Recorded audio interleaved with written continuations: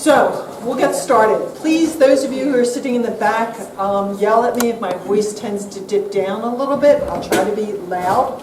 Or give us, the ear signal, and we'll talk the up a Mickey little Mouse bit. ears. So, Beth and I are both Camden County Certified Gardeners, which sounds like a really fancy title, doesn't it? Most people are familiar with the term Master Gardeners, but Master Gardeners is a proprietary term associated with Rutgers University. Even though Beth and I both received our certification through Rutgers, Camden County has split away from Rutgers, so now we're just, not now we're just, but we're certified, we're Camden County Certified Gardeners. So we still have the same certification that we had through Rutgers. We've just kind of broken away from them a little bit. And we created our own nonprofit organization. So as Karen said, we still go through the same certification. We still have horticulture school once a year. You have to do 60 hours of instruction, and then you have to do so many hours of volunteer work in order to get your certification. So, and then each year you have to do more volunteer work to keep up your certification. Yes. Elizabeth is in charge of our outreach program, so you'll see us all over the county. We're at farmers markets and all sorts of places. Yeah, we're in the county libraries as well. So if you stop in your library, we are developing a seed program. So very soon you'll be able to order seeds and pick them up at your library. So I believe we're in, is there 11 county libraries, and we're in 10? There are 8 county libraries, and we're in 7 of those libraries. Monthly we go and do a 2-hour helpline table at each of those 7 libraries around the county. And then my responsibility is I'm in charge of the public programming committee, or we lovingly call it Make and Take. So several times throughout the year, especially for those of you who receive the email from the county, what's going on in the county, you'll see Make and Take classes. We hold them at the Sustainability Building down in Lakeland. There is a small fee associated with each class, and there's a whole gamut of classes. So I tend to do those. So this week, because it's being Earth Week, Beth and I have been extremely busy. Beth did a presentation last week and again this week on different types of gardens. We were together Monday at Camden County College. We're here tonight. For their birthday. I'm at Cherry Hill High School on Friday, and then I have a Make and Take on Saturday. PD day on the health of gardening. healthy benefits of gardening. And then I have an herb Make and Take. So at any point during tonight, if we kind of deviate off the subject, please somebody yell out butterfly, and we'll try to bring it right on back, hopefully. So presentation, I broke it up into some blocks. If you have any questions after a few segments, there is a question. So shoot your hand up and we'll do our best to answer your questions. There's a table of our stuff in the back. There's a lot of great information. And we brought some common milkweed seeds. We're hoping to get each and every one of you to start growing some common milkweed. And later on, we'll talk about how important this is. For those of us that are over the age of 60. Watch yourself. I know. Do you remember we had the high school, when you were so excited in elementary school and they would show the film strip and it made that beep noise and the picture would change? Well, that's kind of what Beth and I are going to be doing tonight. So I'm going to be talking and then she'll be beeping and Beth will change the slide. So, okay, ready to get started? We're ready to get started. So tonight's subject is Monarch and other pollinators' backyard habitats. Backyard meaning smaller space. It doesn't have to be particularly in your backyard. It could be in your front yard, in your side yard, but somewhere outside. And we're presented by the Camden County Certified Gardeners. Beep. So, what is a pollinator? A pollinator is something that spreads pollen from the male part of the flower to the female part of the flower. And I'm going to leave that subject right there. Okay? Okay, why do plants need pollination? Pollen is that powdery substance that you see, that yellow stuff that's on all cars this time of year, that's probably on your window screens. It's that thing that gives us the little allergy. I was fine all day today, rolled down the windows and drove out here, and my allergies have started to act up again. So we all have them. Some people have spring allergies with spring pollen, what's coming in. Some of us have, as the season rolls out, we end up developing different types of allergies. So it's what makes us sneeze. It's made by the male flower. So it's all the guy's fault that we end up with. Okay. That pollen is then transferred to the female flower. The female flower, receiving the pollen, makes seeds and reproduce. Now, make seeds, that's a really big term because a lot of us don't realize that we eat lots of seeds every single day. So if you had a salad tonight with dinner and you had maybe some little tomatoes or cucumbers, you ate the seeds.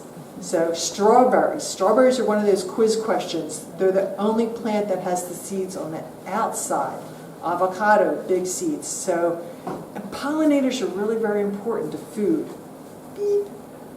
Okay, so why do we need pollinators? The UN Food and Agriculture Association, the FOA, states that 75% of our crops depend on pollinators. Think about that. 75% of our crops, so things that we eat, need pollinators. So I'm sure if you've been out somewhere and you'll see beehives like left at the side of an orchard, those bees are working. They're pollinating the field. So without pollinators, we lose so much food. Okay, who are the pollinators? Who are these troublemakers? Number one are honeybees, bumblebees, hummingbirds, bats, butterflies, ants, wasps, moths, mosquitoes, and then coming in at number 10, us humans. I think 15 is like dogs, cats are farther down the list, squirrels, but yeah, there's a lot of people, a lot of organisms, a lot of creatures that do pollination. Any questions so far? Excluding the male and female plant discussion. Okay. We're seeing. Moving on. Okay. Honeybees. Honeybees start first. They're the first ones up in the morning. They're the first ones that come out during the year. Honeybees are busy people. Okay. They forage in the cooler times of the year. Had a conversation earlier today about my sister and her lawn. And she's very concerned that she has more dandelions this year than she's seen in past years. So she's very concerned about her dandelions. And I'm trying to persuade her to hold on to the dandelions because they come up first and the bees need them. So honeybees travel, they collect pollen up to 3 miles away from their hives. Honeybees make honey, and honeybees are not Native Americans. No, they are not. No, they're not. They were brought here in 1622. I don't know exactly who brought the honeybees in 1622, but honeybees were brought here to America in 1622.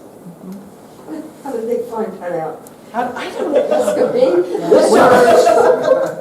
Well, they know that the European colonists brought them with them from Europe because they used to in Europe they would have honeybee colonies that they managed, and then they brought them with them over here. We have our own native pollinators, but honeybees are not them. Yeah, I'm sure they checked a ship's register to figure out the exact date that somebody brought over.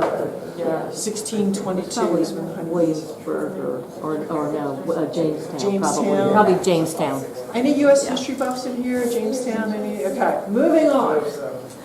1607, Brett says. 1607. So yeah, a couple years after Jamestown, Yeah, after they- 1622, the bees came. They sent for the bees to come later. Bring in some bees. Karen, question? I was curious, what were the number one pollinators for honeybees? Yeah. What were the number one pollinators for honeybees For honeybees. here in America? Yeah. Interesting. Recently, I read a book about when you think about when we came here, when our forefathers came here. If you're talking 1607 with Jamestown, they had to bring food with them because they didn't know what grew here. I can trace my genealogy back to someone that came here before the American Revolution. My ancestor it's believed had one of the first commercial nurseries here in the United States. He actually sold nursery stock to George Washington and Thomas Jefferson and all. I know, isn't that like a bizarre thing? And I'm a certified gardener. But when they came to America, we didn't know what we could eat here because it wasn't like you ran down to the neighborhood Wawa and picked up something. So if you remember your American history, the first Thanksgiving really depended on the Indians and what you could eat and what you couldn't eat. So the things that they brought were things that were stored for a long time, but you know that storage ran out. So when we first came here, you know, we were starting to grow things that were very, very basic. Most likely, I would think that we were growing what they grew in Europe. So maybe some potato crops. It's the Indians that taught us to grow what we call the sister plants. So corn, squash, and beans. So they were here because the Indians were growing them. But if you look back historically, we had a very poor diet because we just didn't know what you could eat and what you couldn't eat. And think about how scary that is. You're hungry, you're out in the woods, you see a beautiful bush that's got these great looking blueberries on it. Are you going to be the first one that eats it? Hey, I survived the blueberries. Okay, we're fine. Moving on. But yeah, it's tough. So we ate a very restricted diet until we started producing more, importing seeds, sharing seeds, finding out. The Department of Agriculture isn't all that old, and they actually had, in the beginning, they sent people, men, all across the globe to find out what other people were eating, to find out zones that were close to where we're zoned at so we could improve our crops. One of the things that they looked at was couscous from South America, and it was decided Americans will never eat that. So that's why we don't grow couscous. So things like that. And I might add that bumblebees are native to North America, Don't and give away the next slide. well, I have to say this. Bumblebees actually are better pollinators than honeybees. Honeybee colonies typically have 10, 20, 30,000 individuals in a hive. Bumblebees don't need to have that many in their hive, and you're going to see the numbers in just a moment, but they are much more efficient pollinators. So we didn't really need the honeybees, although the colonists probably were very happy to get the honey as you know, as a food supplement, and then whatever else that it was going to pollinate. So Okay. we'll go beet. Okay, There you plants that go. honeybees You're on. like. They like bee balm, white wild indigo, which seems like indigo's a blue, but it's wild white indigo. Purple coneflower, black-eyed Susans, and Joe Pyeweed. The photo on the far side away from me is the bee balm. The photo close to me is the Joe Pyeweed. So just so you can see the difference. Bumblebees. Bumblebees are often ground nesters. Yes. So a little hole in the ground, you'll see the bees coming in and out of. Okay, they hibernate in the winter, so they go to sleep all winter. They have smaller hives, as Elizabeth was saying. 50 to 600 bees is it in their hives, and some bumblebees are Native Americans. And some bumblebees are actually solitary as well. So some of them don't have a hive. It's just the female bee that she lays the egg in the fall, then she'll die, and then in the spring her progeny will hatch out and then go for another season. Okay, ready? Beet? Plants bumblebee likes chives, dandelions. Once again, don't try to give the dandelions a little bit of space. It's the first food of the season. Yes. Nasturtium, spearmint, and sedum. And again, chives on the far side, sedum on the closer side. Yeah. And even though dandelions are not native, they've been here so long that they've pretty much been naturalized. And as Karen was saying, they are one of the first bloomers, so they provide early spring nourishment for the pollinators as they're coming out of their hibernation. Hummingbirds. Hummingbirds are the smallest of all migrating birds. Birds can fly backwards. They have no sense of smell, which I found really interesting. Hummingbirds weigh less than a nickel, and hummingbirds are Native Americans. Yes. And when I say Americans, I'm talking North America, Central America, and South America. So Native Americans, they're not Europeans. Hummingbirds. Now when you look at the flowers that hummingbirds like, and you think about the flowers that hummingbirds like, trumpet honeysuckle, columbine, hosta, fuchsia, and rose of Sharon. If you think of all those blooms, they do all have that kind of trumpet look to them. So you would think the hummingbird's dipping its bill in there to grab it. Bats. Bats. Bats pollinate over 500 plant species, including mangoes, bananas, and agave. Do you know what they make from agave besides agave syrup? Sorry, excuse me? Tequila. Tequila. That's exactly right. Bats make tequila. Bingo. Okay. Bats like tequila. Bats like pale nocturnal flowers, so flowers that bloom at night. Bats are out at night, they need a flower that blooms at night. Okay, bat pollinators are mostly Central America and the West Coast. We don't have a whole lot of bat pollinators here because we don't produce a whole lot of mangoes, bananas, or agave. And some of the bats are Native Americans. I skipped over what bats like, what kind of flowers bats like, because we don't get bats. We have bats here, but they're not really pollinators on the East Coast. They're more of a West Coast. So if you're deciding you're going to grow a banana tree in your backyard, you need to get yourself some bats. Okay, so bananas and bats. Okay, monarch butterflies. Monarchs love to travel. They migrate over 1,800 miles a year. Well, yeah. Monarchs weigh about the same weight as a paper clip, so they're very light. Monarchs smell and taste with their legs and their antenna. Monarchs taste bad. Do not eat monarchs. Research for this, I found out that things that are orange, animals and insects that are orange, taste bad. It's to kind of warn other predators that, hey, I taste bad, don't eat me. So don't eat a monarch. And monarchs are Native Americans. Yes, they are. Okay, what do monarchs like? They like common milkweed.